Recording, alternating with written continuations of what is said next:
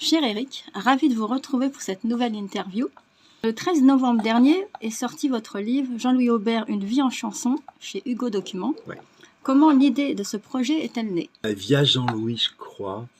Jean-Louis Aubert, c'est l'artiste que j'ai le plus interviewé de ma vie, que j'ai le plus vu en concert de ma vie. Et donc, je voulais.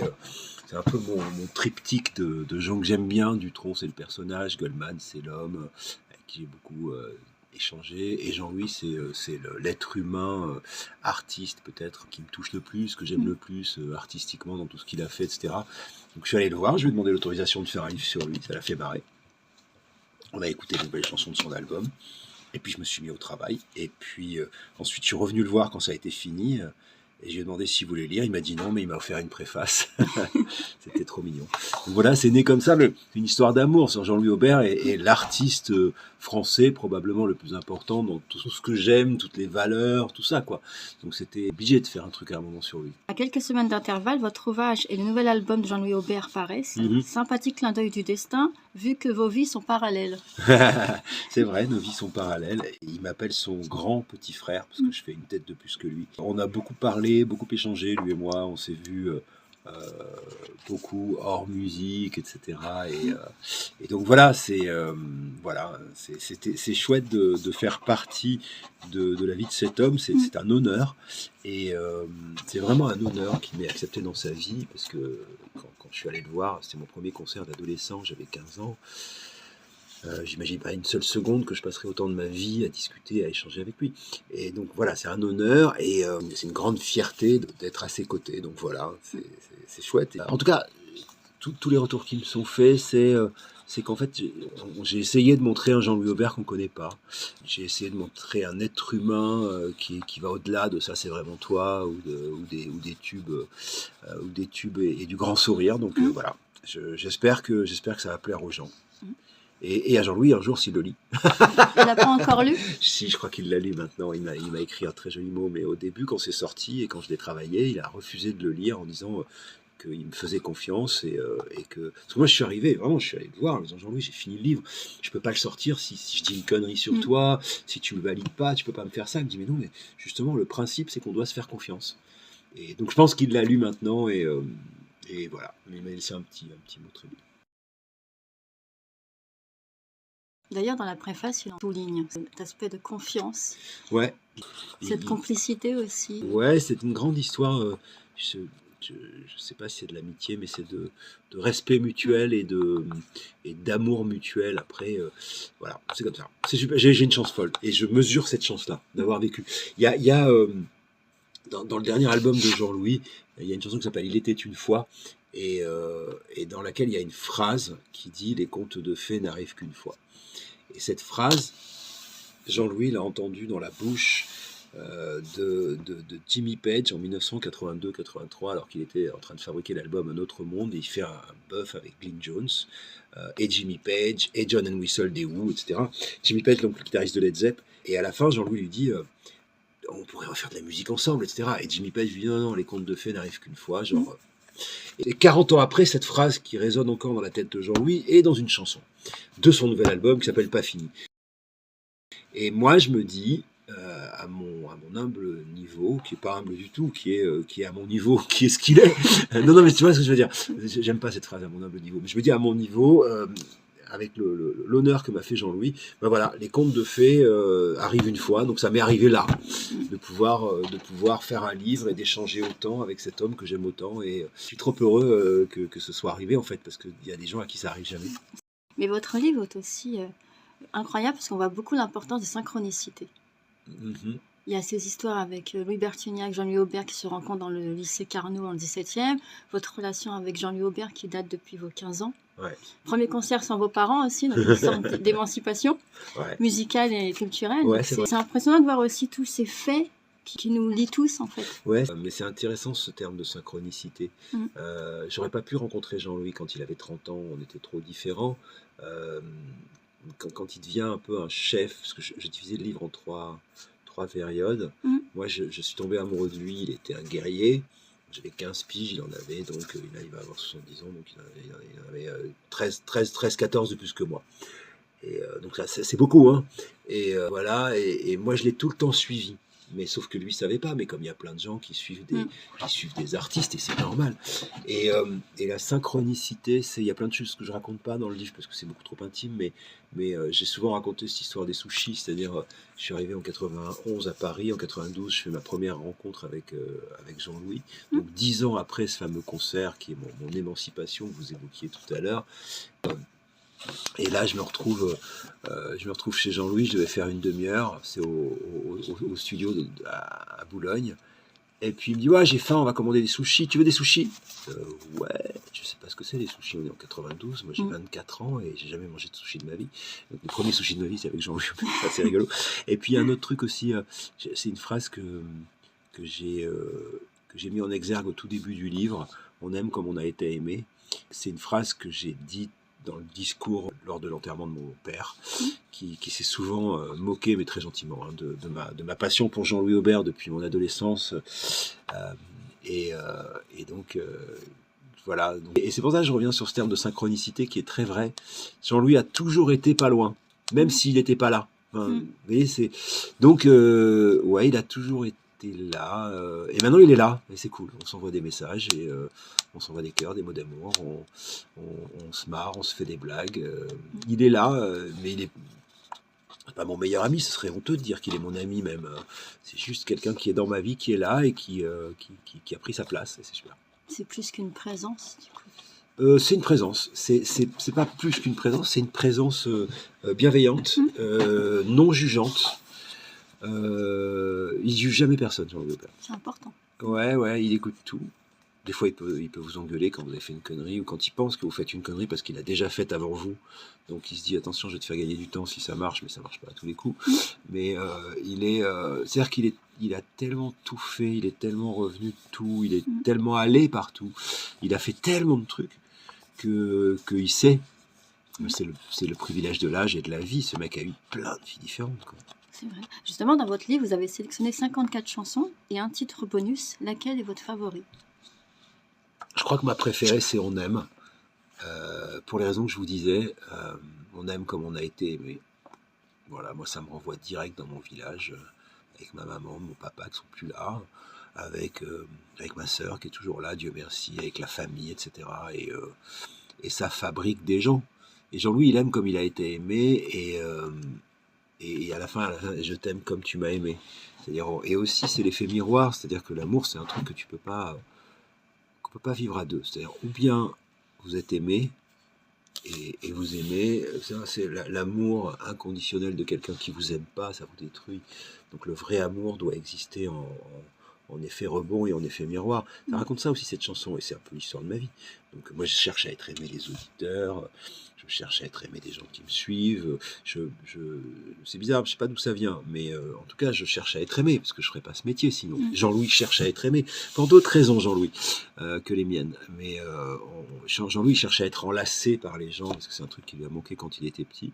Moi, je cherche plutôt à enlacer les gens, c'est aussi pour ça qu'on s'est bien retrouvés. Mais c'est on cherche, voilà. Donc je crois que ma préférée, pardon, je digresse, c'est On aime comme on a été aimé. Après, il y a des chansons formidables. Voilà. Mais ma préférée, si je devais en choisir qu'une, je pense que ce serait ça. On n'invente pas un sentiment. On aime comme on a été aimé. Et c'est vrai. Et vous faites allusion au miroir, et le miroir est présent dans la préface. Oui, c'est vrai. C'est marrant parce que même vos propos ressemblent aux siens. Oui, mais des fois, ça a été très troublant. Ça, c'est la première fois que je le dis. Ça a été très très troublant, j'écrivais des trucs et à un moment j'ai dû m'arrêter en me disant est-ce que c'est pas moi qui ai écrit ça, est-ce que c'est lui qui a écrit ça, et en fait vraiment à un moment je me suis dit putain, qu'est-ce que tu fais là, est-ce que tu es en train d'écrire ce que tu penses, ou est-ce que tu penses que c'est ce que Jean-Louis pense, ou est-ce que c'est vraiment ce que Jean-Louis t'a dit, ou est-ce que c'est vraiment ce que Jean-Louis a fait, tu vois. Et c'était très très bizarre. Et je lui ai dit à un moment, il me dit ouais, j'aime pas qu'on me suce les boules, je sais pas quoi. Il a pas dit ça comme ça parce qu'il est moins grossier que moi, mais il a dit un truc, ouais, non, mais là tu faillotes, je sais pas quoi. J'ai dit non, il faut que tu le saches, quoi. T'as façonné ma façon de penser sans le savoir. Mais je pense que Jean-Louis Aubert ou Bono pour d'autres, ou ont façonné la façon de penser de plein de gens. C'est vrai. Donc, mais vraiment, ouais, des fois c'était super troublant. J'écrivais un truc comme ça. C'est moi ça ou c'est lui? Mais en même temps, en posant votre regard bienveillant sur la vie et la carrière artistique de Jean-Louis Aubert, vous vous livrez aussi. Alors ce travail d'écriture est-il facile à réaliser? Parce qu'on apprend aussi des choses sur vous dans ce livre. Ouais, c'est poussif parfois. Mais en fait, moi, l'écriture, j'adore ça. Et ça, voilà, ça sort assez facilement. Après, il faut corriger, il faut travailler. L'écriture, c'est que du travail. J'arrêtais pas de dire, pendant que j'écrivais, j'ai un travail de gueux. Mais en fait, c'est vrai. C'est-à-dire qu'écrire un livre qui va être lu dans le meilleur des cas par 20 000 personnes, et dans le meilleur des cas, hein, parce que j'ai fait des livres qui ont été lus par 2000 personnes, s'ils l'ont lu. Oui, mais bon. Mais c'est 6 mois de ma vie, quoi, à réécouter les interviews depuis 92, à lire tout ce que je trouvais. Puis à un moment, une fois que j'avais ordonné mes notes, me mettre sur mon ordi. Je suis parti en Normandie, ensuite je suis parti en Grèce, ensuite je suis revenu à Paris et écrire. À raison de quand tu commences à écrire, c'est 2 textes par jour minimum. 3, ça serait bien, mais 2 déjà c'est pas mal, parce que ça en fait 5-6 000 signes à chaque fois, donc ça fait un certain nombre de... Bon, voilà, c'est très technique ce que je veux dire, mais l'écriture est un travail difficile, c'est un travail plaisant. Mais c'est un travail difficile. Pour moi, c'est plus difficile d'écrire que de parler. Qu'à la radio, je parle. Alors, il y a beaucoup de travail pour bien parler, mais globalement, ça va. Et en fait, écrire, c'est vraiment un truc à temps plein, mais que j'ai pas le temps de faire à temps plein. Donc, je fais ça en plus des émissions de radio, en plus du documentaire que j'étais en train de dire. Enfin, voilà, donc c'était un travail strong, et à la fois j'aime ça. Et pour en revenir à la question, parce que je digresse beaucoup ce matin, est-ce que je donne beaucoup de moi? Oui. Sans doute. Mais toujours avec pudeur. Ouais, je sais, mais sans doute parce que j'ai écrit pour l'homme dont je me sens le plus proche, artistiquement, intellectuellement, de tous ceux pour qui j'ai écrit. Jean-Jacques Goldman, pour moi, c'est une icône. Mais je me sens pas... je me sens pas lui, quoi. Jacques Dutronc, c'est un mec formidable que j'admire tellement, mais je me sens pas lui. Jean-Louis, je me sens pas lui, parce que j'ai jamais voulu être Jean-Louis Aubert, j'ai jamais voulu être quelqu'un d'autre que Éric Jean-Jean. Mais je me sens hyper proche de ce qu'il dit. Vraiment, ce qu'on se disait tout à l'heure, sur le fait que des fois, en écrivant, je dis, attends, est-ce que c'est moi qui parle ou est-ce que c'est lui? Donc voilà, c'est peut-être aussi pour ça, peut-être que si on devait demander, peut-être que j'ai écrit l'artiste de ma vie. Donc en fait, c'est pour ça que ça me touche autant. Ouais, je pense. Mais du coup, l'exercice est-il plus délicat quand vous écrivez sur une personne que vous connaissez depuis tant d'années? Non. On fait plus attention aux choix qu'on met, les anecdotes. Oui. Je dis non, c'est pas vrai. Moi, j'avais une pression de malade. Mais toujours d'ailleurs, hein, parce que en fait, il faut faire attention à ce que vous savez que vous voulez pas dire, ce qu'il faut pas dire, ce qu'il faut quand même dire. Vous pouvez pas éluder certains sujets, la séparation de téléphone, les droits d'auteur, l'argent, qui a baisé qui, pourquoi. Il fallait parler de tout ça, et à la fois, j'étais pas là. Personne n'était là. Tout le monde peut dire ce qu'il veut, mais personne n'était là, à part Louis, Jean-Louis, Corinne, Richard. Voilà. Et accessoirement François Ravard, qui était le manager. Mais il fallait parler de ça, donc voilà. Et puis surtout, Jean-Louis avait bien aimé mon livre sur Goldman, et il pensait que j'allais faire la même chose. Or, j'ai pas du tout fait la même chose. C'est-à-dire que quand Goldman, j'ai raconté ses chansons. Voilà, j'écrivais une espèce de rédaction sur chacune des chansons, utilisant parfois des citations, etc. Là, Jean-Louis, pour travailler, j'ai réécouté des heures et des heures et des heures et des heures et des heures de conversation entre nous, en les scriptant, et j'avais mes 50 chansons à peu près. Voilà. Ensuite, j'ai lu tous les bouquins concernant Jean-Louis, puis j'avais réécouté toute la discographie avant, puis ensuite j'ai réécouté en boucle les 50 chansons. Et en fait, je venais de finir mon documentaire sur les années 90, donc j'avais cette structure en tête.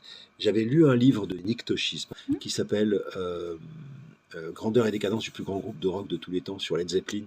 Et en fait, c'est qu'un documentaire. Le mec, il écrit rien, il fait juste que des verbatims de tout le monde, et c'est passionnant. Et donc, j'avais ça en tête. J'avais le documentaire, qui est un montage très particulier. Je suis un homme de radio. Et j'avais Jean-Louis. Et j'avais des tonnes de fois. Et j'avais en tête la voix de Jean-Louis. Donc, en fait, j'ai vachement utilisé des bouts de chansons, des mots de Jean-Louis, et au milieu, j'ai mis les miens. Mais en avant, j'ai mis l'œuvre et la voix de Jean-Louis. Ce qui n'était pas du tout ce que je lui avais dit, parce que je ne savais pas que j'allais faire ça au moment où j'ai dit à Jean-Louis que j'allais faire un livre sur lui. Et donc, quand j'ai commencé les premiers textes, j'ai appelé Jean-Louis en lui disant, écoute, il me dit, mais je te fais confiance. Je t'ai dit que je te faisais confiance. Travaille, fais ton truc. Et à la fin, quand je suis vraiment allé chez lui, je veux que tu le lises, je veux que tu le vois. Je dis, non, mais ça va, t'inquiète. Et donc, ouais, vachement de pression, parce que j'ai pas envie de faire de mal à cet homme que j'aime. J'ai pas envie de dire de conneries aussi, parce qu'on a beau double, triple checker. C'est vrai. Donc voilà, mais c'était la structure qui était pas du tout ce que j'avais prévu de faire, mais pour les raisons que je viens d'expliquer, ma structure, elle s'est retrouvée tout à fait différente de la manière dont j'avais pensé faire le livre. De toute façon, il n'y a pas de recette, c'est simple. C'est 3 livres dans cette collection, pas de recette. 2 livres dans 2 autres collections, pas de recette. Je ne sais pas faire un livre. J'en ai fait. À chaque fois, je me remets à zéro, mais je ne sais pas faire. Je sais qu'il faut préparer, réfléchir, prendre des notes. Moi, j'écris dans des cahiers comme ça, la spirale. Et puis, au bout d'un moment, je m'y mets, je prends mon ordi qui n'est pas là, qui est mon petit Mac, et voilà. Et puis je crache. Mais vraiment, c'est un truc... Comme un auteur-compositeur, on pourrait dire. Ouais, je sais pas. Non, parce qu'en fait, je pense que les vrais écrivains sont des auteurs-compositeurs. Et les journalistes comme moi qui écrivent sur un sujet ne travaillent pas comme ça, parce qu'on a besoin de matière. Donc en fait, c'est un travail un peu... Quand je dis c'est un travail de Goethe, ce qui est le travail de Goethe, l'écriture, c'est le dernier truc que tu fais, c'est plaisant, rédiger, tu craches ton papier, tu vois comment c'est, tu rends plus joli, tu bouges, tu fais des structures de phrases, tu t'amuses avec les mots. Ça, c'est la partie très plaisante de l'histoire, même si c'est laborieux. Parce qu'avant, il y a des heures de lecture, de recherche, de stabilotage. Je suis le roi du stabilobos. J'en ai plein. Et pour les livres, c'est plutôt en jaune d'ailleurs. Je ne sais plus où je l'ai mis, mais voilà, je suis le roi du stabilobos. Dans mes cahiers, il y a des stabilobos partout. Bref, non, mais vraiment, c'est rigolo. Et voilà, j'adore faire ça. À chaque fois, je dis j'arrête, j'en refais plus. Et à chaque fois, je recommence. D'ailleurs, l'une des particularités de votre ouvrage, vous insérez des paroles de ces chansons à vos textes. Ainsi, une vie en chanson prend tout son sens. Ouais, je sais, mais c'était ça qui n'était pas prévu, justement. C'est ce que je disais, c'est-à-dire, en fait, j'avais ce livre que j'avais lu, j'avais ce documentaire que je venais de monter, donc j'étais en mode montage.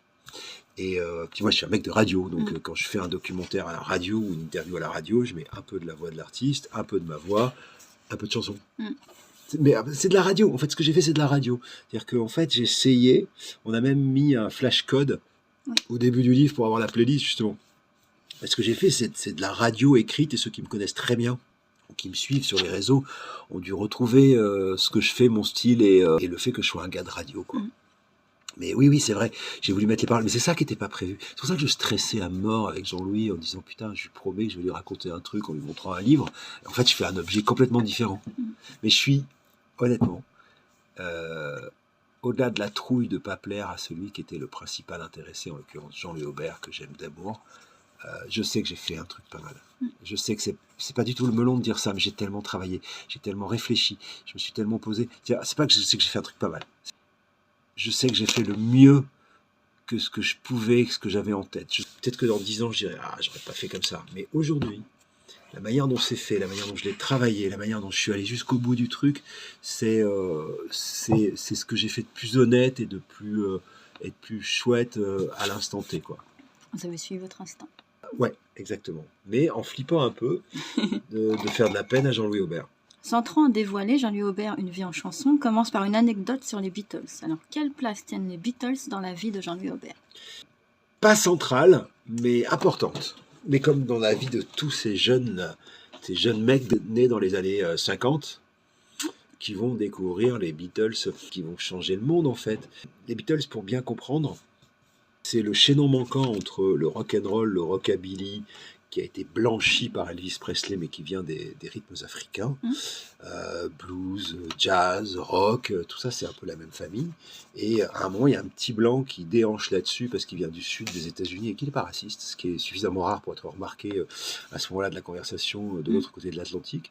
Et voilà, et donc il y a le rock'n'roll après qui se développe, etc. Et les Beatles, quand ils commencent à jouer, ils sont un groupe de skiffle, de country rock anglais, et ensuite ils prennent le rock'n'roll. Ils prennent les bases du rock'n'roll, guitare, basse, batterie, chant, et ils inventent tout ce qui va suivre. Le prog rock, le hard rock, la pop, presque le métal. Et donc, quand on est Jean-Louis Aubert, qu'on est en 1955 à Nantua, et qu'on découvre les Beatles, ils explosent en 64, 62, 64, donc Jean-Louis il est petit. Donc en fait, lui, il préférait Led Zeppelin, il préférait ce genre de truc. Mais Led Zeppelin, ils n'auraient pas pu exister sans les Beatles. Donc en fait, voilà. Et pour le mot des Beatles, pourquoi tout commence par les Beatles? D'abord parce que j'adore dire ça. Donc ça, c'est un clin d'œil perso, mais aussi parce que Semolina, le nom du groupe de Jean-Louis Aubert, créé par Richard Kolinka. Semolina, ça vient évidemment de la proximité avec le mot séminal, mais pas que. Ça vient d'une chanson des Beatles qui s'appelle I Am the Walrus. Et Semolina, c'est un petit hareng de la mer morte. Donc Semolina, je sais plus quoi. C'est dans la chanson. Donc voilà, c'est dans une chanson des Beatles. Donc Semolina, le nom du groupe où Jean-Louis pas commencé, mais le nom du groupe qui est vraiment les prémices de téléphone s'appelle Semolina. Et Semolina, c'est le nom d'une chanson des Beatles. En racontant l'histoire de Jean-Louis Aubert, ainsi que l'évolution de sa brillante carrière, vous mettez aussi en lumière des événements marquants. Alors, selon vous, une excellente biographie se doit d'être historiquement enrichissante. En fait, je pense qu'on ne peut pas expliquer une chanson, un être humain, quoi que ce soit d'ailleurs, sans le remettre dans le contexte. C'est-à-dire que si vous ne remettez pas... Je peux vous raconter l'histoire de Jean-Louis, il a fait ça, il a fait ça, il a fait ça, il a fait ça, il a fait ça. Mais si je ne vous explique pas dans quel contexte il est, parfois il y a des choses qu'on ne va pas comprendre. Donc je pense que parfois, il faut dézoomer. C'est-à-dire que, par exemple, dans Goldman, il faut vraiment comprendre qu'il arrive en 81, 82, au moment de Mitterrand. Jean-Louis, il est là avant, il est en rébellion de cette France de Giscard, cette France de centre droit, un peu pas réac du tout, parce qu'il n'était pas du tout réac Giscard, mais bien pensante, quoi. Et eux, ils vont à l'encontre de ça. Bref. Et si vous remettez dans le contexte, quand il fait l'album H, c'est la guerre du Golfe. Alors, c'est pas très intéressant de le savoir, quoique. C'est-à-dire que soudain, ça vous ouvre des chakras pour mieux comprendre certaines des chansons. Temps à nouveau, ce genre de chanson, il est temps à nouveau d'aimer, et quand on sait qu'elle a été écrite pendant la guerre du Golfe, en tout cas ça éclaire, voilà. Moi je pense que zoomer sur un artiste pour le décrire en haut, en bas, à gauche, à droite, au milieu, c'est super, et j'adore faire ça, et moi je passe par les chansons pour le faire, mais le sortir de son époque, ou même de son enfance, parce que moi je suis obsédé par l'enfance, c'est pour moi pas une erreur, il n'y a pas de règle, mais en tout cas pour moi c'est important de le replacer comme ça dans le contexte, ouais, toujours. Mais je le fais toujours, y compris quand je raconte l'histoire d'une chanson à la radio, un truc comme ça, j'essaye toujours d'expliquer, mais toujours c'est marrant, je parlais de Sardou, c'est vous dire si je fais du grand écart, en disant comment voulez-vous que Sardou aime la période d'aujourd'hui? C'est un môme qui a grandi avec zéro interdit, qui est un jeune adulte dans les années 70 où tout le monde baisse tout le monde, qui est dans les années 80, les années fric, quelqu'un qui a du fric et donc qui peut faire tout ce qu'il veut. Comment voulez-vous qu'il comprenne quelqu'un qui est né en 2000 et qui a une urgence sur la planète et qui, enfin, voilà, il peut l'accepter, mais de là à le comprendre, pour lui c'est compliqué. Si je connais pas cette histoire-là de Sardou, je dis c'est un vieux con réac. Non, c'est pas un vieux con réac, c'est un mec qui a eu une autre vie avant et pour qui c'est plus difficile de se remettre en question. Faut comprendre ça. C'est juste ça. C'est pour ça que je fais. C'est pour ça que je fais ça. Pour vous, est-ce un rocker, un poète ou un artiste engagé? C'est un poète. C'est avant tout un poète qui a commencé par être un rocker, mais qui était déjà un poète depuis le début. C'est un poète, c'est un auteur, c'est un poète. C'est un artiste pas très engagé, c'est un artiste qui a des idées, un artiste très intelligent. Il faut savoir que Actuel, en 1981-82, s'amuse à faire un test de QI sur tous les chanteurs rock de l'époque. Et Jean-Louis, on est à plus de 140. C'est-à-dire qu'aujourd'hui, on appellerait ça un HPI. Donc c'est un mec beaucoup plus intelligent que les autres. Beaucoup, beaucoup plus intelligent que moi, mais globalement que la population mondiale. Donc c'est important de savoir ça. Et de regarder, tu vois, on parlait de se prendre du recul par rapport à l'artiste. Voilà, donc il est beaucoup plus intelligent que les autres. Ce qui ne veut pas dire que parfois il a pas fait des conneries, c'est autre chose. Mais donc il est beaucoup plus intelligent que les autres. Et son engagement, il est plutôt social que politique. Il va beaucoup s'engager avec son amie Barbara pour la lutte contre le sida. Il va faire des engagements humains. Il va partir avec les soldats de la paix, notamment en ex-Yougoslavie. Il va faire plein de trucs comme ça.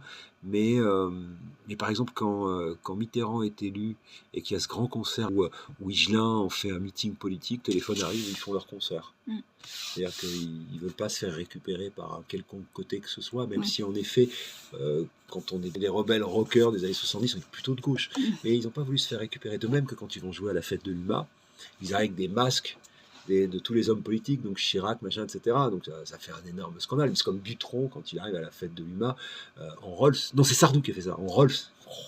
Enfin, voilà. Donc il y a ce truc-là d'être rebelle, mais c'est pas un artiste qui vous a dit pour qui voter. C'est pas un artiste qui s'est engagé dans la politique et c'est pas son truc. Il veut pas, c'est son histoire. En revanche, n'oubliez jamais que ce gars est plus intelligent que nous. Donc il sait exactement ce qu'il fait. Et en revanche, socialement, il s'est engagé pour des causes.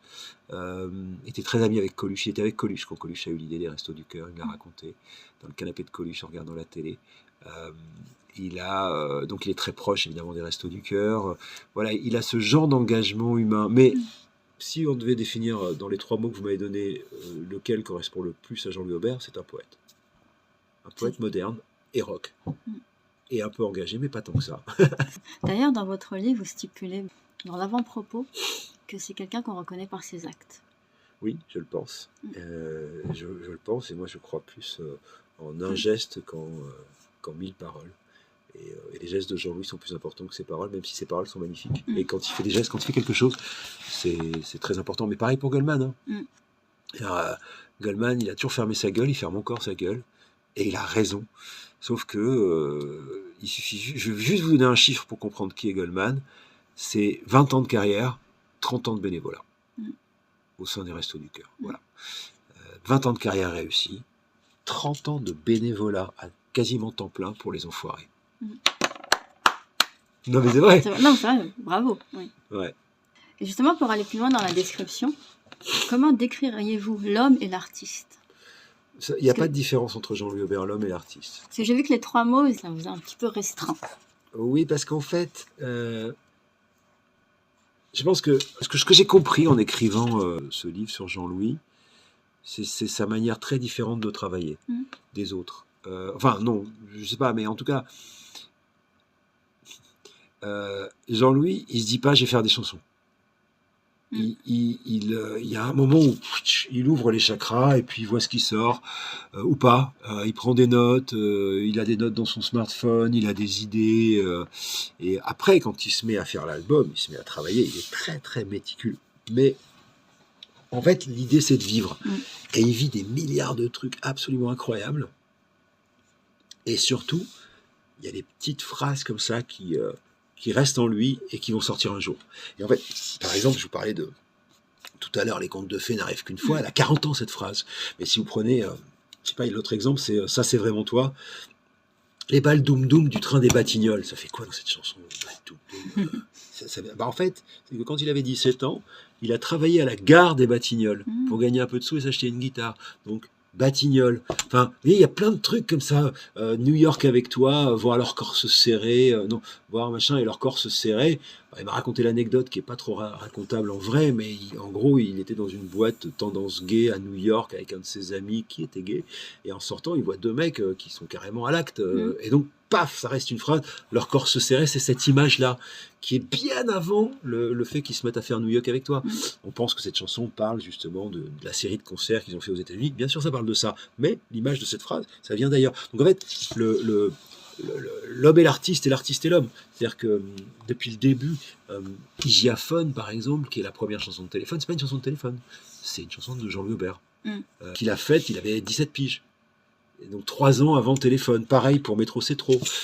Donc en fait, il fait les chansons, puis à un moment il les place quand il est là, au moment où il est là, puis il a des idées de mots, de formules, de punchline, dès qu'il n'utilisera jamais. Là, l'autre fois, je sais pas, on se retrouvait de temps en temps et il me disait « Ah, là, j'ai vu ce documentaire, ça parle de ça, machin, truc ça, sur les dauphins, sur je sais pas quoi, sur... » Et puis après, ça va faire une chanson, mais même l'histoire des dauphins, il y a un bouquin, puisque les dauphins sont des rois, là, il est temps à nouveau, c'est la chanson. Et, bref, et là, il avait lu un truc sur je crois, c'était le 5e rêve, enfin, je me rappelle plus du nom du livre, mais...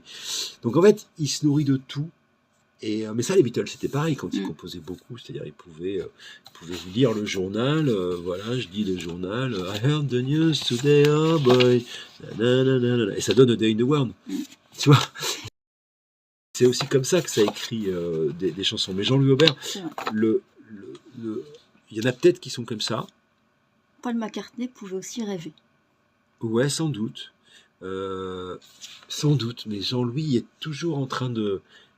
Jean-Louis, il est fascinant parce qu'il est toujours ouvert au présent. C'est-à-dire, quand vous passez 1 heure, une journée, une demi-journée, 3 heures, une nuit avec lui, à aucun moment il va répondre à son téléphone. Aucun. C'est-à-dire, ou alors il va te dire, attends, je te passe un coup de fil, mais Il est respectueux du temps présent. quand il est avec vous, quand il est au présent, il est au présent. Et ça, c'est fascinant. Vraiment. Et donc, en fait, quand il vit son présent, il imprime des petits trucs.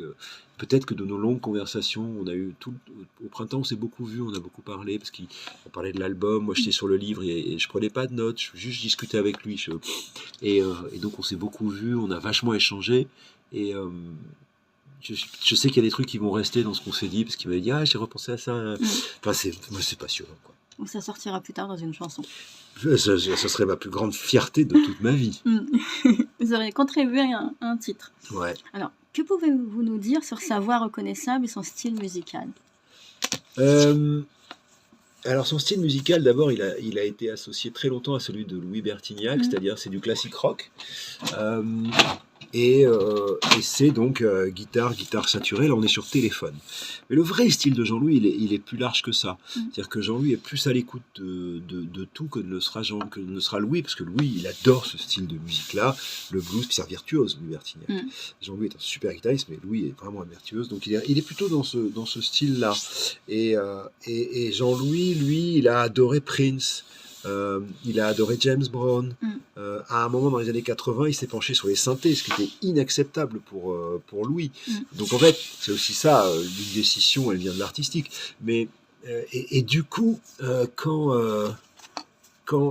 il fait de la musique, il est très à l'écoute de ce qui se passe. Là, par exemple, sur son album, il a un producteur aguerri, Renaud Létang, sur le dernier album Pas Fini, mais il a aussi Elliott Sieg, qui doit avoir 24-25 ans au clavier, qui a aidé à la production de l'album, et qui est un mec ultra doué. Et donc, il n'y a pas de... Jean-Louis est très ouvert. On a parlé de Taylor Swift. On a parlé de... Vraiment, il aime bien les rappeurs. Quand il a fait l'album Stockholm, il est carrément parti à Stockholm avec des mecs qui faisaient que du sound system et du rap. Donc, un truc un peu ouf, quoi. Ouais. Et donc, il est très, très ouvert intellectuellement et musicalement. Ça, c'est important. Alors, à titre personnel, vous préférez les œuvres de Jean-Louis Aubert durant les années Téléphone, les Insus ou les créations provenant de sa carrière solo? À titre personnel, je crois que je préfère le solo. Pour moi, Téléphone, c'est une période donnée de ma vie, qui est mon adolescence, et c'est chouette. Mais c'est pas là où il m'a le plus marqué. Jean-Louis m'a vraiment marqué à partir du moment où il est en solo. Parce que là, je commence à vraiment me pencher dans ce qu'il fait. C'est aussi le moment où je commence à m'intéresser à des chanteurs français qui chantent de la musique qui ressemble à l'américaine que j'aime. Et donc, tu vois, c'est le moment où Cabrel fait Sarbacane. Cabrel, j'en ai rien à foutre avant. Et il fait l'album Sarbacane, je trouve ça intéressant. Jean-Louis, il fait l'album Plâtre et Ciment. Je dis, waouh, pas mal, parce que justement, il est un peu plus groovy. Derrière, il fait l'album Bleu, Blanc, Vert. Ensuite, l'album H, je vénère. Puis à chaque fois, je vais le voir sur scène. Ça va pas tarder à être les débuts d'artistes hyper intéressants. Étienne Dao, dans toute cette période intéressante, moi je le préfère dans les années 90, Étienne Dao. Voilà, les Innocents qui débarquent. Donc voilà, Jean-Louis fait partie de cette vague-là. Je trouve que c'est un artiste très intéressant quand il est libre. Avec téléphone, attention, hein, c'est formidable. Hein, vraiment, mais à titre perso, je le trouve plus profond et plus sympa. Il y a des albums incroyables, tu vois. L'album Comme un accord, incroyable, il va l'enregistrer à Hérouville. Enfin bref. Tu vois, c'est un truc que je vais voler encore. Aller m'isoler pour écrire. Non, tu l'as pas volé. Vous vous êtes inspiré. Ouais. On s'inspire des meilleurs. Oui, c'est ça. Alors, dans l'ensemble de son répertoire, quelle chanson définit le mieux Jean-Louis Aubert et quelle chanson de Jean-Louis Aubert vous correspond le plus? Quelle chanson définit le mieux Jean-Louis Aubert?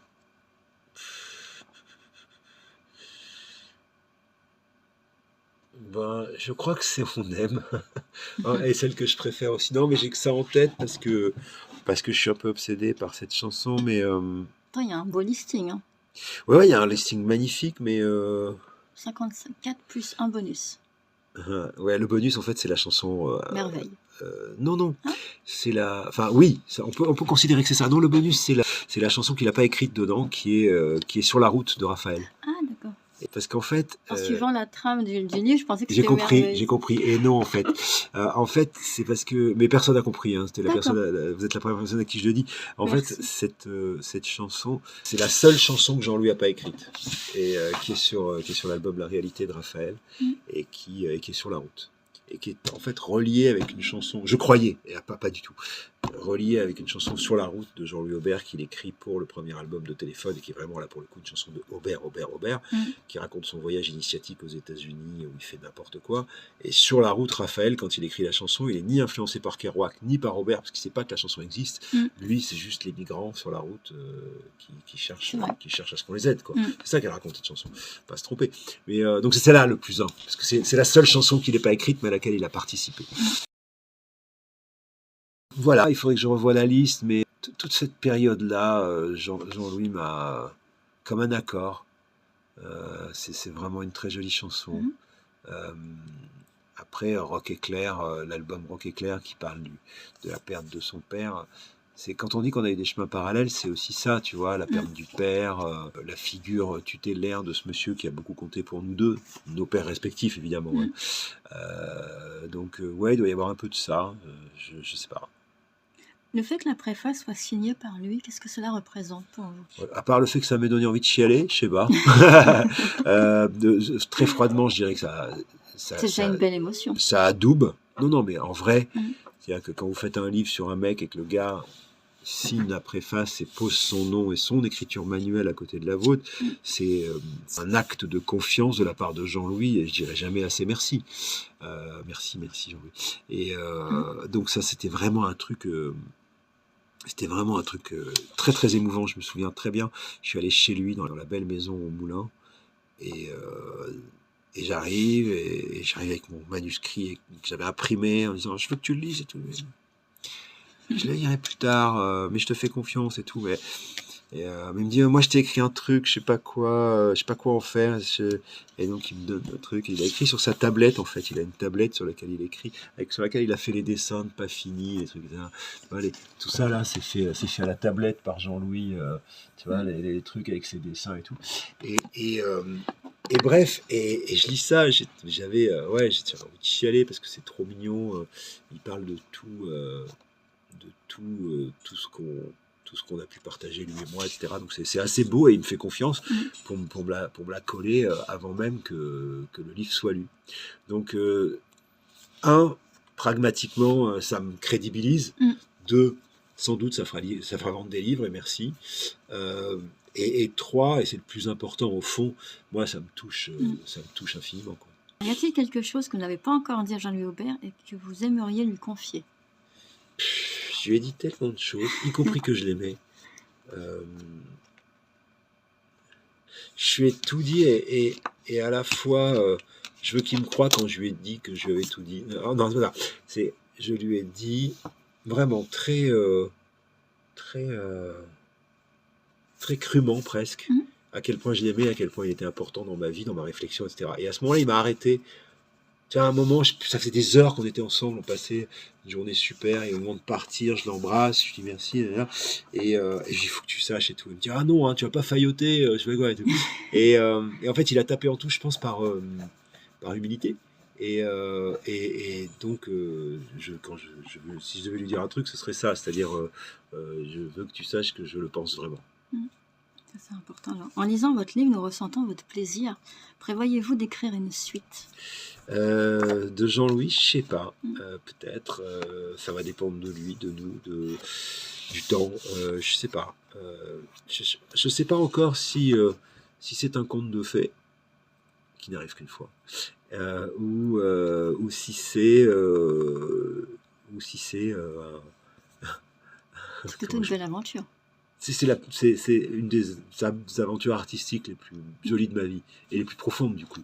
Parce que passer 6 mois sur un homme, dans tout bien, tout honneur, passer 6 mois sur un être humain, à réfléchir sur lui ou elle et poser ça sur du papier et oser le présenter aux autres, waouh, c'est un gros truc. Je sais pas. Suite, je sais pas. Si Jean-Louis a envie qu'on fasse autre chose, on le fera. Je suis à son entière disposition, il le sait. Mais je sais pas du tout. Je sais qu'il est en train de faire un film là avec une fille formidable qui s'appelle Sophie Lesage, qui a fait déjà un premier film sur lui sur Canal, et là ils sont en train de faire la suite.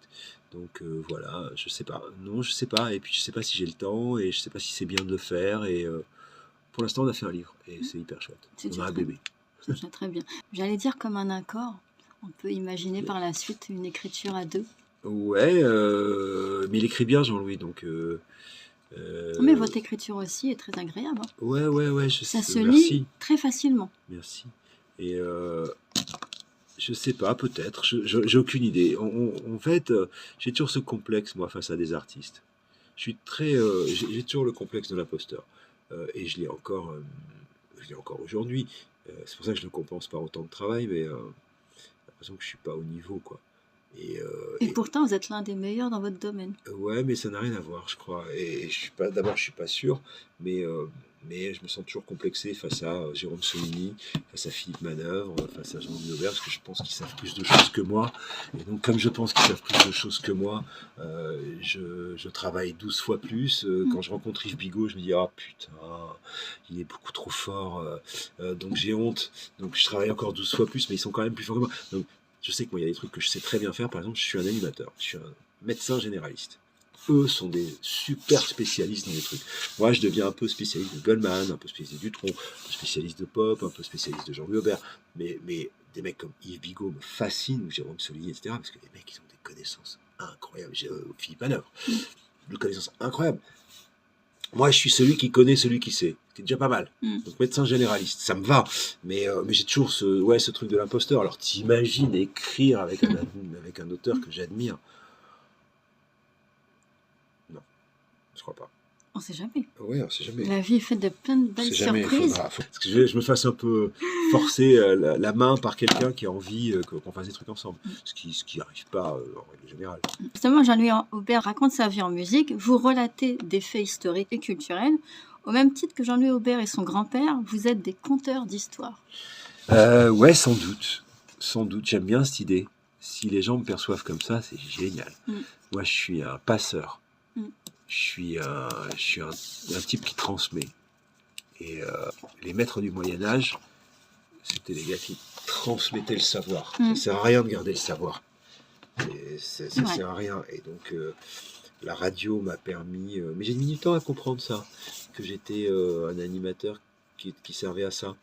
Pendant longtemps, j'ai cru que j'étais un animateur. Donc c'était cool déjà. Je parlais aux gens, je faisais de la radio, je faisais des jeux, je faisais des plateaux, etc. Et tout. Mais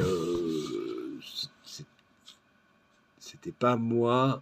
Enfin, c'était moi. Mais c'était pas ceux pour lesquels je suis le plus doué. Il y a plein de gens qui sont hyper forts pour faire ça et bien plus forts que moi. Et moi, j'ai trouvé que ma spécialité, en tout cas, ce que je savais le mieux faire, c'était de raconter des histoires. Et en l'occurrence, je racontais des histoires sur ce que j'aime le plus, c'est-à-dire la musique. Voilà, mais c'est pas cool de vivre avec moi, je suis très chiant. Parce que je suis un peu obsédé par ça. Je vois des documentaires sur la musique, je lis des bouquins sur la musique. Là, c'est le bureau de Perrine, qui est ma productrice. On a, juste là, elle n'est pas là, hein, mais on est en week-end. Mais Perrine, elle est comme moi. On est tous les deux. On va passer un quart d'heure pour se raconter. Oui, alors je t'explique. Parce que Lloyd Cole était à la fac. Enfin, tu vois. Genre, ouais, parce que tu comprends, c'est intéressant. Mais attention, les rattlesnakes, c'est. Voilà. Donc, mais je pense que pour les gens qui vivent à côté de nous, c'est un peu chiant. Mais c'est intéressant aussi. Hein. Oui, bien sûr. Mais, oui, bien sûr. Mais je pense que c'est un peu relou parfois. Justement, là, récemment, vous étiez au Salon du Livre de Boulogne-Billancourt. Ouais. Alors, quel accueil vous avez? Les gens sont gentils. En fait, je ne sais pas combien de temps ça a duré. Je sais que ça a mis du temps à venir. Ça fait 7-8 ans que c'est comme ça. Je sais que je me suis un peu trompé de voix. Je le disais tout à l'heure, mais je me suis trompé de voie sur qui je devais être. Et j'ai toujours pris la musique pendant des années comme un hobby, pas comme la source principale de mon travail. Et à la seconde où j'ai dit, c'est quoi là, j'arrête de faire des conneries, de faire l'imbécile sur un plateau avec je sais pas quoi, qui fait du ping-pong et tout, parce que ça m'amuse beaucoup, mais je suis pas bon à ça, enfin pas très bon à ça. Enfin bref, il y a des mecs qui sont bien meilleurs que moi, ou des filles. Et donc, à la seconde où j'ai vraiment compris que ce qui m'intéressait le plus, c'était de faire de la musique. Donc j'ai arrêté toutes les conneries à la télé. Donc j'ai tout arrêté pour ne parler que de ça. Et puis je me suis dit, tiens, je vais faire des livres. Et là, depuis 7-8 ans, tout ça, ça date d'il y a 10 ans à peu près.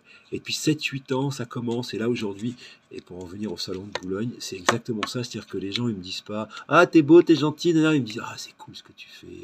On adore ta culture musicale. C'est bien. Ou alors, qu'est-ce que tu penses du nouveau Étienne Dao? Franchement, putain, le Hellfest, je te faire venir Muse. Et moi, ça me rend joyeux et très heureux parce que je ne m'exprime et on me demande mon avis que sur les trucs que je connais et pour lesquels je suis respecté. De tout temps, quand on me demandait quel genre d'animateur je voulais être, moi je disais Philippe Gildas ou Michel Denisot, ce genre de mecs qui sont pas des superstars, mais qui sont des mecs hyper respectés. Et moi j'ai juste envie qu'on se dise, quand on me voit rentrer dans un restaurant, si on me reconnaît, ouais, c'est chouette ce qu'il fait ce mec, ouais putain il s'y connaît. Voilà. J'ai pas du tout envie qu'il y ait une hystérie sur moi. J'ai pas du tout envie qu'on se jette sur mon travail ou de m'installer à Dubaï. Je veux juste qu'on se dise, putain, ouais, il s'y connaît, c'est bien ce qu'il fait. Et en ce moment, c'est assez cool, c'est un peu ce qui se passe, donc pourvu que ça dure. Oui, je vous le souhaite. Alors, nous sommes actuellement à RTL où vous venez d'animer l'émission Stop ou Encore. Ouais. Alors justement, le grand studio RTL, Stop ou Encore, bonus track sur RTL et le Drive sur RTL2. Ouais. Comment entretenez-vous la passion au quotidien? C'est marrant, je regardais un truc sur c'est Antoine Decaune, qui fait partie des gens qui m'ont beaucoup inspiré. Même si justement je me sens pas proche de lui au sens comme Jean-Louis, je me sens proche de Jean-Louis Aubert dans la manière de penser. Antoine Decaune, je pense qu'il est différent de moi et j'ai une immense admiration pour lui, vraiment. J'ai un peu mon idole, mais tu vois, je me sens pas comme lui ressemblant. Et en même temps, il a un lien avec Jean-Louis Aubert. Oui, puisqu'ils étaient à l'école ensemble. Et en fait, Decaune, il est toujours resté un peu un gosse émerveillé de ce qui lui arrivait. Et je trouve ça génial. Et je crois, sans tricher, je vous jure que je triche pas, que je suis un peu comme ça. Et que ça m'épate toujours. J'ai parlé avec Cher la semaine dernière. Je dis que...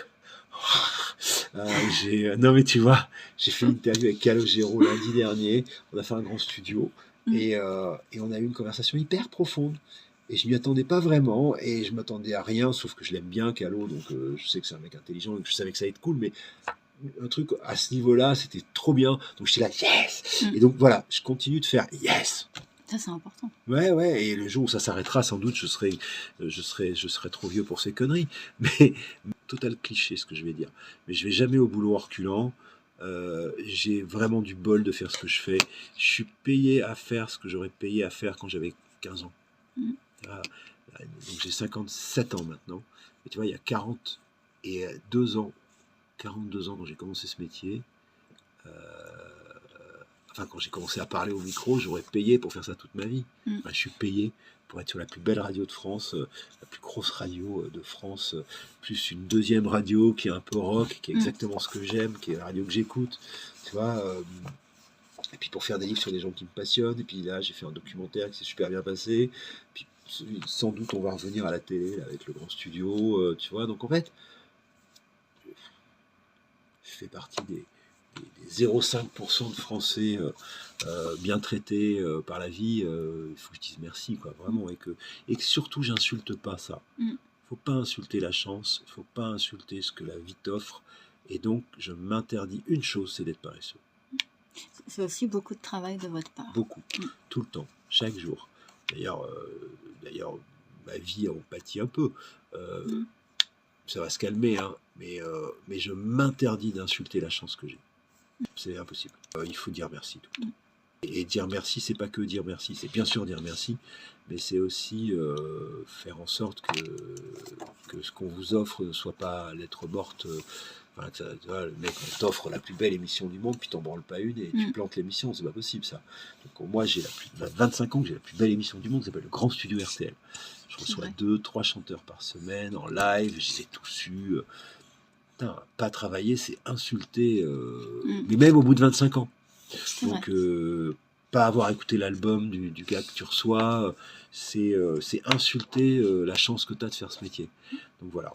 Et c'est le seul truc que je m'oblige à faire. J'aime pas trop les contraintes, mais travailler fait partie des contraintes qui me font du bien aussi. Donc, c'est vrai.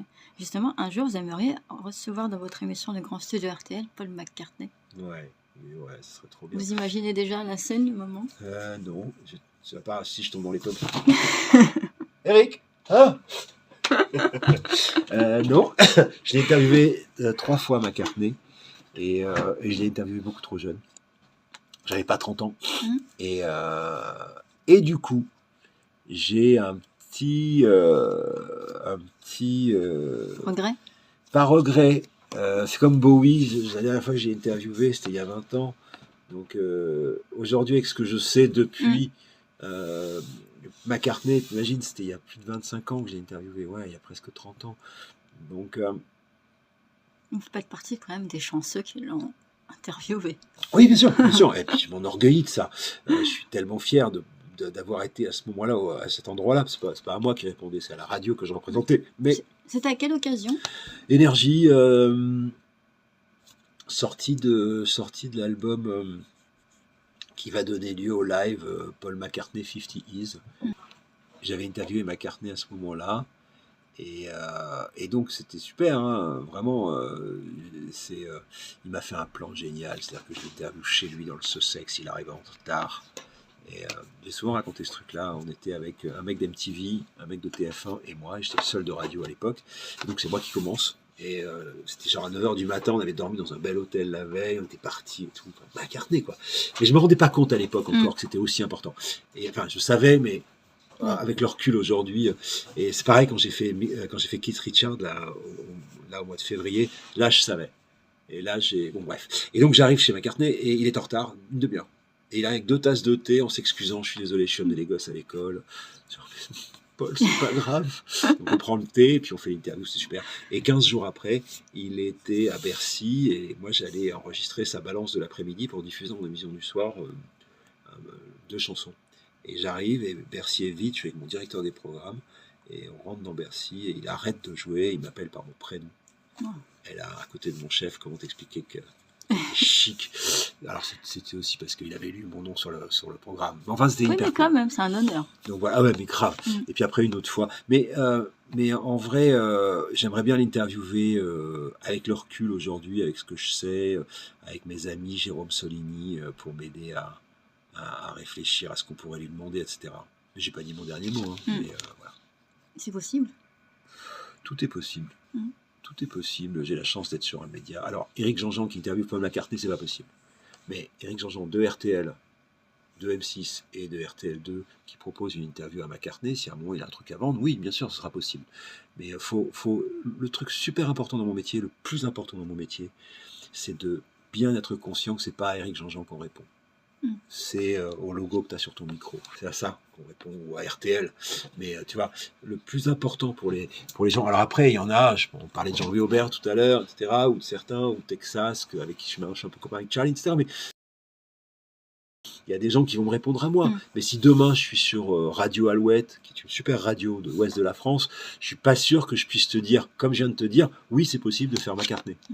Tu vois, les gens répondent à ton média, pas à toi. Il se trouve que c'est toi qui poses les questions, mais c'est plutôt à tes auditeurs qu'ils ont envie de parler qu'à toi. C'est vrai, toi, t'es le média. Mais à partir du moment où tu oublies ça, t'es mort. Parce que tu penses que t'es important. Or, t'es pas important. T'es juste la personne qui pose les questions à la personne que les gens qui t'écoutent ont envie d'écouter. C'est pas toi qui est important, mais ça c'est l'école Drucker. Moi j'adore ça. Drucker il dit moi j'éclaire les gens et en éclairant les gens je suis éclairé aussi. Tu verras jamais Drucker partir sur des gros trucs, etc. Sur un plateau quand tu vois Drucker avec un. Enfin là il a fait le one man show, mais je pense qu'il avait envie de se faire de se marrer.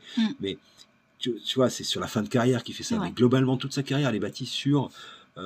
je suis sur scène en train de présenter un mec que personne connaît, et si tu écoutes au premier degré, le mec important c'est celui que Michel présente. Alors qu'en fait pas du tout. Le mec important c'est Drucker, tu vois. Et moi je suis plutôt pour ce style d'animation et d'être. Donc voilà, il faut pas oublier que si McCartney un jour répond à mes questions, ce n'est pas parce que c'est moi. Alors peut-être que le fait que je sois un professionnel reconnu aujourd'hui de la profession vis-à-vis des maisons de disques et de sa maison de disques en France, on saura dire à son management ou à lui, ce mec-là, il tient la route, on pourra, tu vois, ça c'est mon travail. Mais moi, Jean-Jean, avoir McCartney, bien sûr que non. Mais tout est possible. S'il a une promo et qu'il a envie de parler sur mon média qui est très puissant, qui s'appelle M6 Group, avec M6, W9, RTL, RTL2, bah ouais, sans doute je le ferai, et c'est cool. En même temps, je te dirais qu'on écoute aussi une émission pour la personne qui interviewe. Ouais, mais je sais pas, sur la manière dont il interviewe, je sais pas, oui, sans doute, mais faut se méfier de ce genre de truc. Moi, je suis très prudent là-dessus. Pourquoi ? Parce que je me méfie des émissions dont le plus important est la question et pas la réponse. C'est-à-dire que, non, je me méfie pas, c'est pas vrai. Je les adore, j'adore les regarder, mais je sais pas faire ça. Par exemple, j'adore regarder à l'époque Ardisson. J'adore ce que fait mon copain Bruno Guillon sur RTL, c'est super. Tu vois, les late shows, avec les questions vannes, etc. Mais... style très américain ou anglo-saxon. Oui, absolument. À titre perso, je sais pas faire ça et c'est pas ce que j'aime faire. C'est-à-dire, moi, j'aime poser une question en disant que le plus important, c'est pas la punchline de ma question, mais la réponse. D'ailleurs, les Américains, ils vont jusqu'au bout du délire. C'est-à-dire que pour que la question soit brillante, il faut que la réponse le soit aussi. Du coup, ils ont des auteurs pour les questions et pour les réponses. C'est vrai. Donc c'est un show business. Moi, je préfère la découverte des gens. Tu vois, ce que j'ai fait sur Jean-Louis, c'est-à-dire du temps, la plongée en immersion, etc. Mais ça donne des interviews qui sont plus lentes, qui sont plus... j'aimais bien... comment il s'appelle, ce garçon qui était sur France Inter et qui fait la grande librairie maintenant ? Augustin Trapenard. J'adorais ses interviews. Je trouvais que le type était... brillant, sensible, et que justement, moi, je me sens plus proche de ce genre d'intervieweur que ce qu'ils font en interview, ce que faisait Laurent Ruquier avec les chroniqueurs et tout ça. Moi, ce que fait Ardisson, je trouve ça fascinant à regarder, mais moi, je ne sais pas faire, quoi. Ce que faisait Marc-Olivier Fogiel, genre les questions, tu sais, super agressives, punchline et tout, je sais pas faire, c'est pas mon truc. Et je me sentais plus proche de Trapenard ou de mon idole absolue qui était Jacques Chancel, tu vois. Pour moi, le plus grand intervieweur français de tous les temps, c'est sans doute Jacques Chancel. Je regardais l'autre jour, on m'a offert le livre des radioscopies de ses grandes interviews. Il parle assez peu, mais c'est très... Donc ouais, voilà. Je préfère les interviews où la réponse est plus importante que la question. C'est pas à la mode, ça n'a jamais été à la mode, parce qu'un animateur se met toujours en avant. Et c'est pour ça que je suis pas une star, mais c'est pas grave. Je suis ce que je veux. Enfin, je suis ce que j'ai envie d'être. Mais c'est vrai que c'est un plaisir d'écouter aussi la réponse qui est un peu plus longue qu'habituellement. Ouais, je sais pas. Prendre le temps de converser, en fait. Mais on a le droit de préférer un truc plus vite. Enfin, vraiment. Et moi-même, j'adore ce mec-là, cet Américain qu'on voit sur Canal, qui est super drôle. C'est tous ces... Jimmy Fallon. Ouais, Jimmy Fallon. Il est formidable, Jimmy Fallon. Vraiment, je suis hyper fan. Je suis hyper fan de tous ces trucs, mais je sais pas faire. Donc, moi, mon style à moi se rapproche plus d'autres choses. Et vraiment, c'est pas grave. Mais c'est comme MC Solar, quand on me dit, moi, je suis fan d'NTM, mais je sais pas faire. Je fais autre chose. Alors, je me compare pas à MC Solar, parce que ce serait... Mais c'est dans les manières d'interviewer. Mais ma manière d'interviewer n'a jamais été à la mode, en vrai. Le seul qui ait fait ça avec beaucoup, beaucoup de succès, ça doit être Laurent Boyer. Mais voilà, quoi. C'est une ancienne génération. Peut-être. Alors justement, Paul McCartney s'est produit très récemment à Paris, la Défense Arena. Ouais. Alors qu'avez-vous pensé du show et qu'avez-vous ressenti ? Beaucoup d'émotions. C'était un show connu. C'est-à-dire, j'ai pas appris grand-chose versus la dernière fois que je l'avais vu, mais c'est pas grave. 2018, l'avant-dernier passage. Ouais. Et puis je l'avais vu avant. Depuis les années 90, je ne rate jamais. Et c'est comme YouTube, c'est comme il y a des groupes comme ça que je rate jamais jamais. Aznavour, Sardou, je sais pas, il y a des Jean-Louis Aubert, il y a des artistes que je veux jamais rater. Et donc j'ai vu, depuis que je suis en état de voir des concerts, je les ai tous, enfin j'ai vu une fois au moins chaque tournée. Ce que j'ai ressenti, c'était très très très étrange. C'est pas un concert Euh, c'est marrant parce que le lendemain, j'étais à Eddie de Préto, je crois, ou le surlendemain, et là, j'ai un peu dansé et tout. Là, j'ai passé le concert comme ça. Et tu vois, et en me disant, putain, c'est ouf. C'est-à-dire, c'est un peu comme si Louis XIV venait te raconter Louis XIV, mais c'est Louis XIV qui te raconte Louis XIV, et tu vois Louis XIV quand il était jeune, et là tu le vois, et c'est un vieux monsieur, mais c'est super parce qu'il est en pleine forme. Et ben là, McCartney, comme je disais au tout début de cet entretien, il a inventé la pop musique que j'adore, et donc il vient de chanter ces chansons qui ont 60 ans, et à la fois il est lui aujourd'hui, mais derrière tu vois les images de lui à 20 ans, et, et donc c'est en fait l'histoire. C'est-à-dire que moi qui passe mon temps à lire des livres d'histoire de la musique, là c'était celui qui l'a fabriqué qui me l'a raconté. Donc en fait j'étais genre fasciné, heureux, très admiratif aussi parce que 82 piges, il n'a pas bu d'eau, il s'est pas arrêté. Si vous regardez un concert des Stones ou d'ACDC, il se passe 30 secondes, une minute avant les chansons. Voilà. Vraiment, McCartney a une forme éblouissante. C'est vrai qu'il a enchaîné très rapidement. Et puis la voix, elle est un peu en dessous, mais ça chie pas. Il y a toujours les mêmes explosions sur Live and Night. Oui, mais putain, McCartney, quoi. Donc c'est le mec qui a écrit l'histoire qui te la raconte. C'est dingue. Et donc c'est comme ça que je passais tout le concert chez là. Puis je prenais des notes parce que j'ai écrit un papier dessus.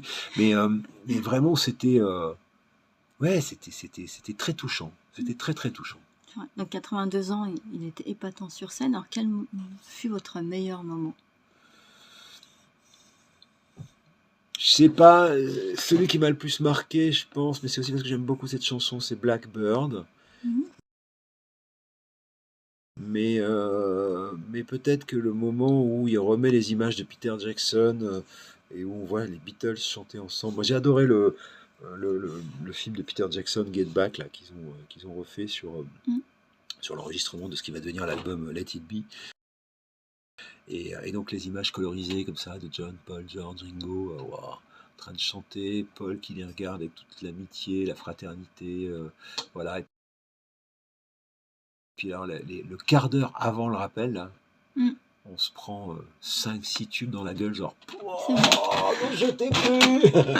Donc voilà, non, c'est je crois que j'ai aimé tout le concert, que c'est pas un concert. Ce que j'ai ressenti n'est pas un concert. Des fois, j'ai des concerts qui me parlent au corps, des concerts qui me donnent envie de danser, qui me foutent la pêche et tout.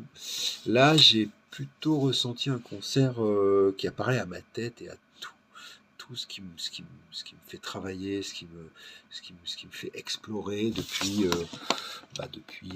voilà, depuis que j'écoute de la musique et depuis que ça m'intéresse. Donc c'était un peu, j'avais l'impression d'être avec Dieu le Père qui me faisait une petite leçon, quoi. Et ça, c'était cool. D'ailleurs, petite similitude entre Paul McCartney et Jean-Louis Aubert, c'est que tous les deux ont utilisé l'intelligence artificielle pour une chanson. Ouais. Alors, faut faire attention avec le terme d'intelligence artificielle. Surtout au sujet de McCartney. En fait, l'intelligence artificielle, c'est un logiciel qui a permis d'isoler la voix de John Lennon, ce qu'il n'arrivait pas à faire. En fait, quand ils ont fait Anthologie, il y avait plusieurs chansons de Lennon qu'il avait enregistrées lui-même avec un petit magnéto sur son piano. Et derrière, il y avait la télé. En fait, le vrai problème, c'est la télé. Il y avait le son de la télé.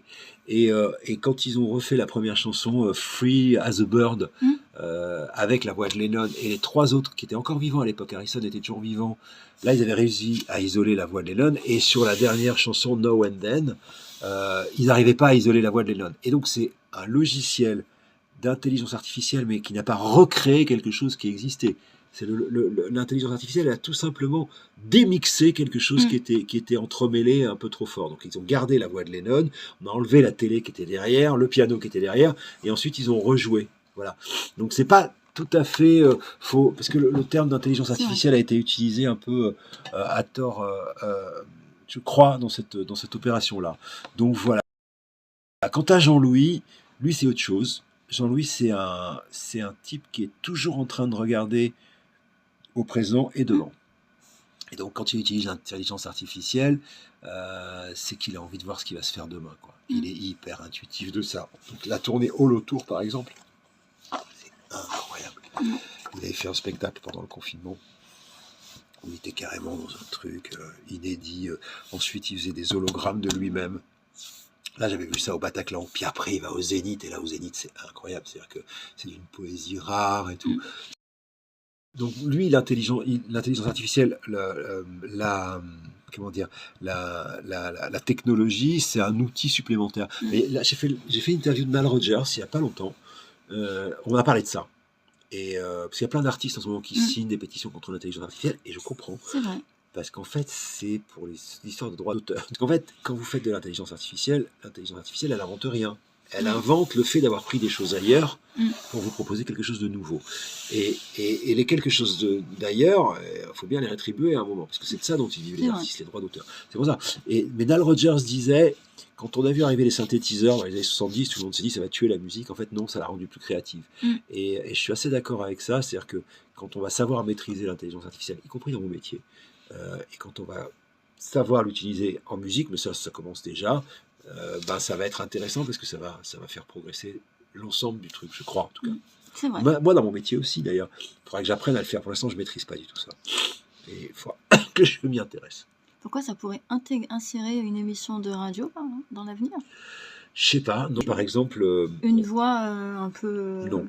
Enfin, formatée. Oui, mais pas pour moi, je suis trop vieux.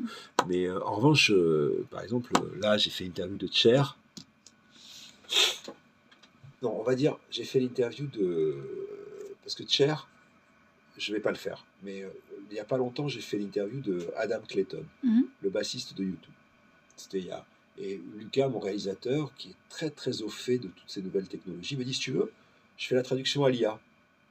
Et donc à un moment, il a sorti un truc où c'était la voix en français d'Adam Clayton qui parlait avec ma voix en français alors que l'entretien avait été complètement fait en anglais. Et moi j'ai dit ça c'est mes limites, je veux pas. Tu vois, parce que c'est chelou quand même. Est-ce que ça travestit un peu la vérité? Non, c'est pas ça, c'est juste qu'il n'a pas parlé en français. Oui, c'est vrai. Tu vois, c'est-à-dire que maintenant, aujourd'hui, là, le métier de doubleur, c'est mort. C'est-à-dire que aujourd'hui, Tom Cruise, avec l'intelligence artificielle, avec sa voix, ses intonations et le leaping, l'intelligence artificielle le fait parler javanais, anglais, espagnol, français, tu vois, avec sa voix. Et moi, on a utilisé ça, et en fait, on a écouté tous les deux, c'était fascinant. Et j'ai dit, on fait pas. Parce que c'était pas Larry Mullen, c'était pas Adam Clayton, c'était une voix artificielle en français, tu vois. Donc en fait, je l'ai faite en traduisant moi-même, etc.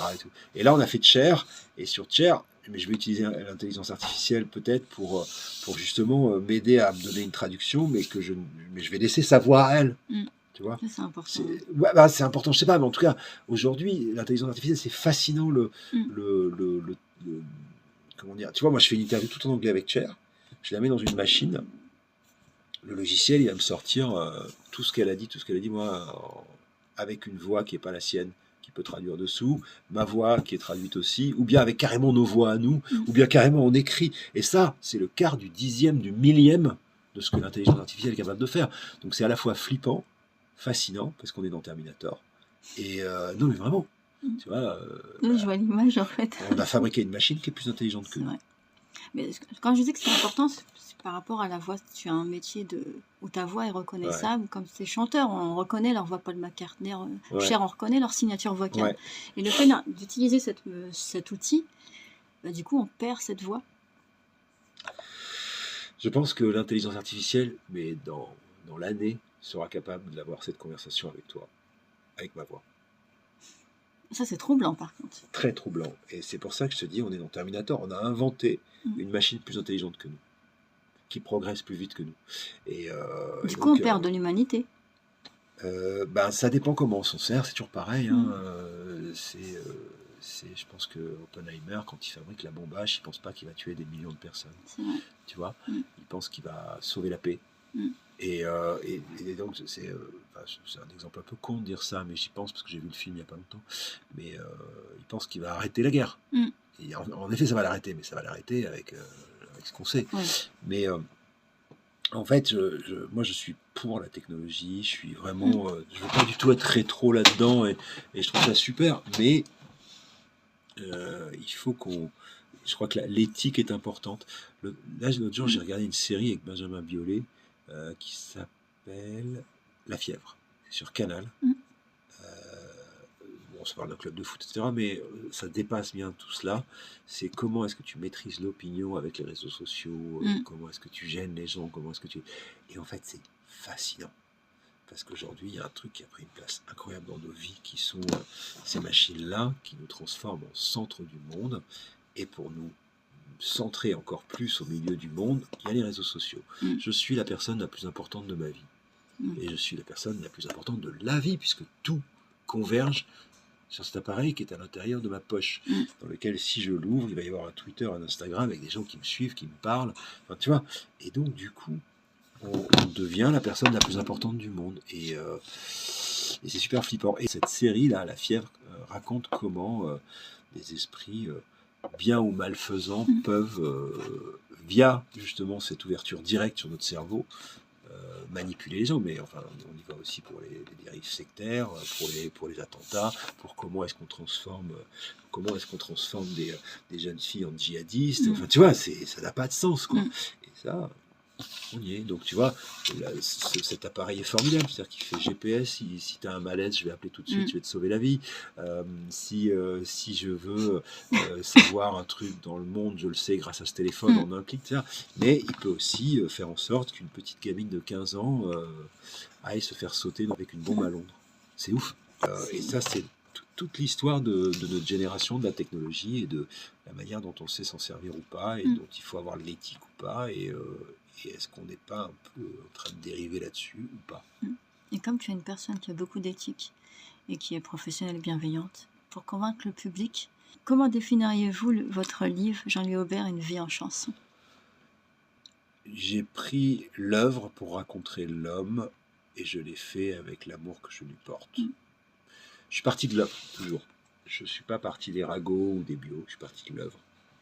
Et j'ai décrit la vie d'un homme que j'aime, avec amour. Et le plus de justesse possible. C'est un beau témoignage. Enfin, pour conclure l'interview, que pouvons-nous vous souhaiter pour l'avenir? De faire partir cette crève. Je pense que la télé revient là. Donc, mais la télé, encore une fois, eu égard à tout ce qu'on s'est dit depuis tout à l'heure, si je reviens à la télé, ce sera que pour faire de la musique et rien d'autre. Donc voilà, la télé revient, et puis souhaitez-moi de faire des jolis romans quand je serai vieux. Je vous le souhaite, et d'avoir prochainement de grands invités tout aussi prestigieux sur le grand sud de RTL, dont Paul McCartney. Donc Paul McCartney. Oui, c'est important. Ça serait cool. Oui. Alors, cher Eric, je vous remercie grandement Merci pour cette beaucoup. très belle interview.